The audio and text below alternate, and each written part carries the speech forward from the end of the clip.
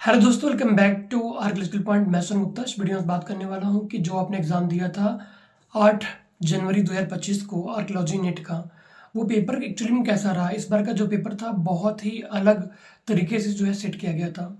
अगर आप एपिग्राफी का क्वेश्चन देखें तो आपको हवा ही नहीं लगेगा कि पेपर कहाँ से पूछा गया है। इवन जो क्वेश्चंस था वो क्वेश्चंस कौन सी किताब से उन्होंने उठाया था और कौन कौन से पॉइंट्स उठाए थे, वो बड़ा ही अजीबोगरीब था। ऐसा लग रहा था जैसे किसी ने सेट किया है कि नहीं, ऐसा सेट करना है कि सबको तुक्का ही मारना पड़े।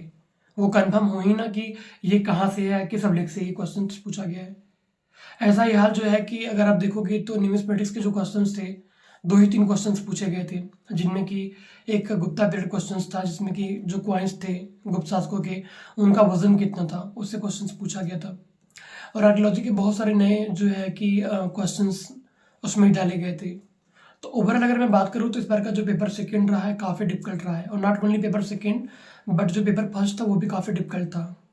तो जहाँ तक पॉसिबिलिटी है कि मेरिट डाउन जाएगी, मैं समझ सकता हूँ कि इस बार का जो पेपर रहा है काफ़ी कठिन रहा है कंपेयर विथ प्रीवियस पेपर। लेकिन हार मानने की ज़रूरत नहीं है, आप लगे रहिए, कुछ ना कुछ होगा, इतना मान के चलिए। ठीक है। और बहुत सारी जो है खबरें निकल रही थी कि जो है कि अब असिस्टेंट प्रोफेसर बनने के लिए नेट की ज़रूरत नहीं है। हालांकि जिसने इसका खंडन किया है और उसका कहना है कि जो है ऐसा कुछ नहीं है, नेट मिनिमम चाहिए ही चाहिए असिस्टेंट प्रोफेसर बनने के लिए। ठीक है। तो आप जो है कि लगे रहिए। ठीक है।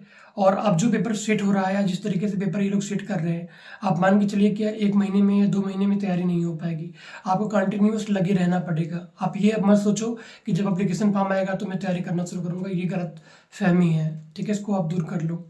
अब जो पेपर सेट हो रहे हैं ये बहुत ही डिफिकल्ट है, बहुत ही अजीबोगरीब क्वेश्चन पूछे जा रहे हैं। इवन आप देखो कि बहुत सारे जो है टेक्नोलॉजिकल क्वेश्चन पूछे गए हैं। टेक्नोलॉजिकल जो टर्म्स हैं आर्कियोलॉजी के, उससे क्वेश्चन पूछे गए हैं। और बहुत सारे इंस्ट्रूमेंट है जो कि आर्कियोलॉजी में यूज़ होते हैं, उसके बारे में क्वेश्चन पूछे गए हैं। जबकि अगर आप सर्च करोगे किसी किताब में तो आपको उससे संबंधित कोई भी इंफॉर्मेशन नहीं मिलती है, डीप आपको इन्फॉर्मेशन नहीं मिलती है।